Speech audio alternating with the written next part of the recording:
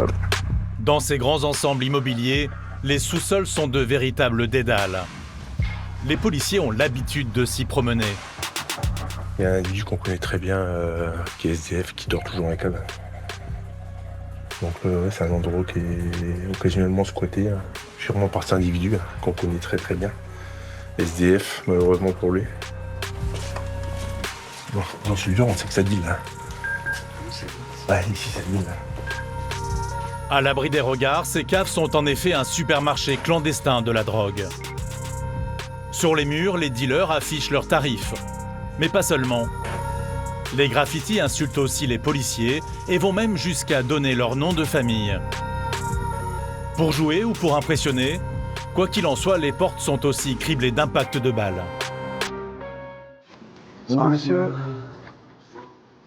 Aligne-toi sur le mur s'il te plaît. Dans ce hall, les policiers tombent sur ce groupe de jeunes hommes. Gardez les mains apparentes.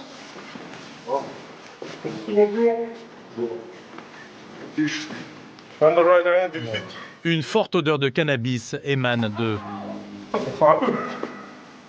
Sacoche.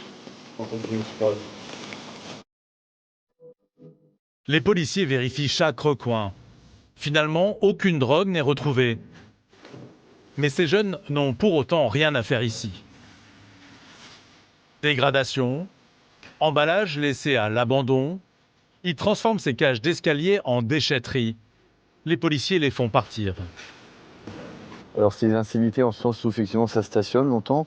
Ça crée un climat d'insécurité pour les locataires, les occupants des immeubles. Et puis sans parler des dégradations éphémères. Vous avez bien vu, hein, je rappelle les queues de souris, les queues de bédo, les canettes, voilà, puis l'odeur du tabac, entre autres, quand c'est pas le patchouli, quoi.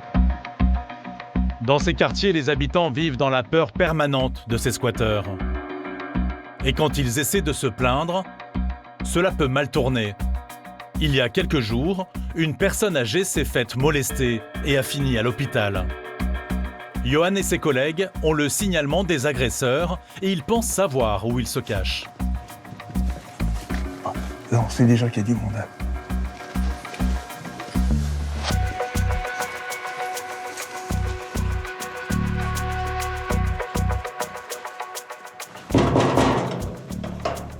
Ouvre la porte.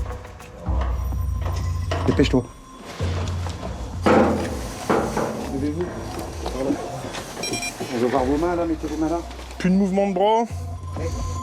Terrés dans cette cave, 5 jeunes hommes. Ça appartient à qui appartient cette cave?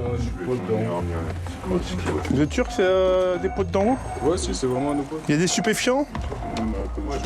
Sur certains? Putain, enlève les mains de tes poches.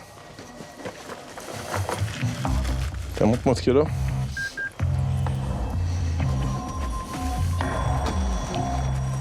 Non mais pas besoin de palper, tu sors simplement. Sors ce qu'il y a dans tes poches. Cherche pas, pas pour 2 heures à sortir ce qu'il y a dans les poches. Ah bah il y a un peu de shit. Bah alors je croyais que tu consommais pas. T'as quel âge? Moi, attends. Et le couteau, ça sert à quoi? Tu sais que c'est interdit ça? Rien d'autre? Johan retrouve une deuxième arme blanche. Mais t'as un deuxième de couteau. T'es un armurier toi. Non, c'est juste que j'aime bien. Ah. Oh, encore un! Putain, 3! Ça, c'est à moi, chef. Et il est sur qui? Il est sur moi, il est sur toi, il est sur ton frère. Et il sait répondre tout ça. Il y en a plus? Ou ils ont encore en trouver? 3 couteaux, mais aussi du cannabis. Ah bah il y a encore du shit et une matraque là-bas. Donc c'est toi qui étais là-bas? Non, non, chef, moi, je Qui a planqué ça là-bas?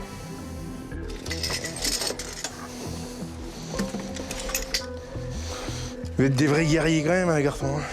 Ça c'est sur une seule personne. Hein. Il estime qu'il a des risques de se faire agresser en quartier à coups de hache, comme il se passe occasionnellement en région parisienne. Du coup, il s'équipe de 3 couteaux et une matraque télescopique au cas où s'il tombe sur un groupe d'individus, il choisira l'arme en conséquence. Une autre découverte intrigue les policiers. Il y a même une cagoule là. C'est interdit, ça? Oui, c'est interdit, si on voit pas son visage. Moi, je mets juste ça quand je fais de la trottinette. Quand je viens, je l'enlève directement juste en trottinette. Non, c'est interdit ça. D'accord. Face aux policiers, l'un des jeunes hommes finit par avouer qu'il a bien participé à l'agression de la personne âgée. quelques jours plus tôt.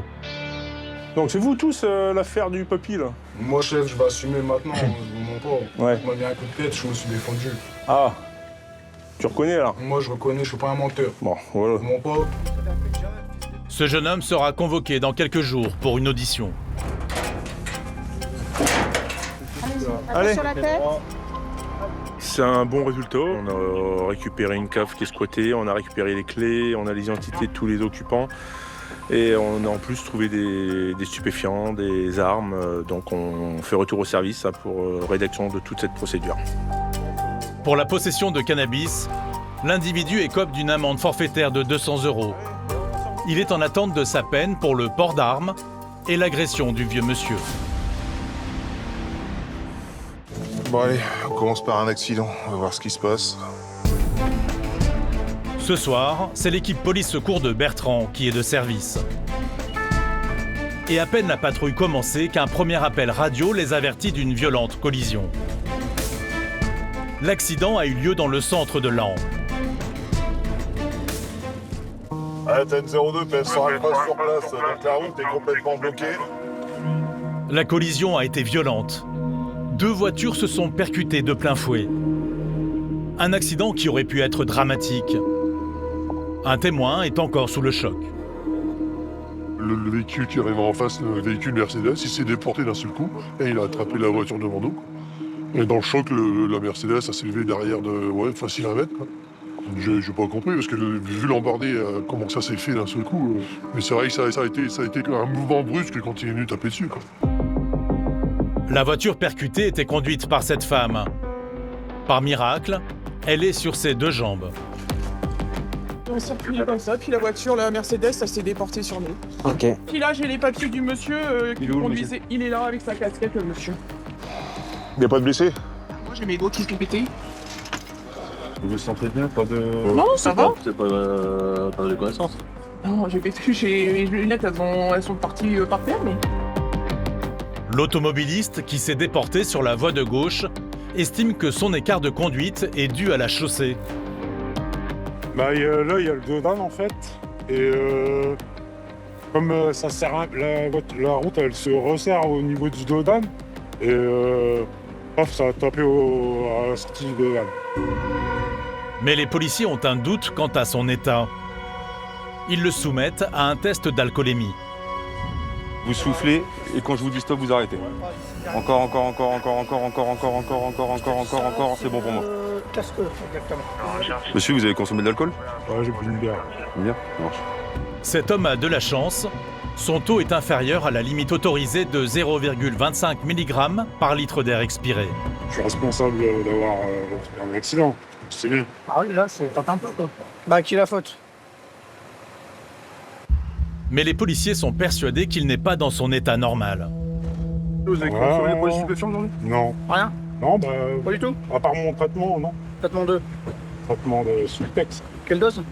Je prends 8 mg par jour. Le Subutex est un substitut à la drogue. J'ai mon collègue qui va faire un dépistage. Ok. C'est comme l'alcool, sauf que c'est pour la drogue. Sa consommation peut créer de la somnolence et une perte de réflexe. Cela pourrait expliquer l'écart de cet automobiliste. C'est bon. Mais une autre infraction va lui être reprochée. C'est votre voiture ça? Ouais. Pour le code du véhicule, vous avez prévenu quelqu'un? Ouais.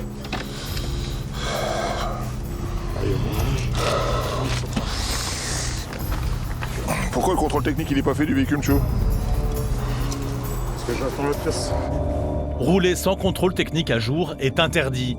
Et il le sait très bien. Et c'est une très mauvaise nouvelle pour le conducteur, car sa voiture et celle qui l'a percutée ont de graves dégâts. Je roulais tranquillement et en fait le monsieur il s'est déporté sur moi. Et en fait j'ai pas eu le temps de faire quoi que ce soit, on venait de redémarrer d'un feu rouge. Bon c'est tout, c'est ce qui me fait chier, c'est que moi le Tiguan il est mort. La jante elle est cassée elle est en deux, je suis dégoûté.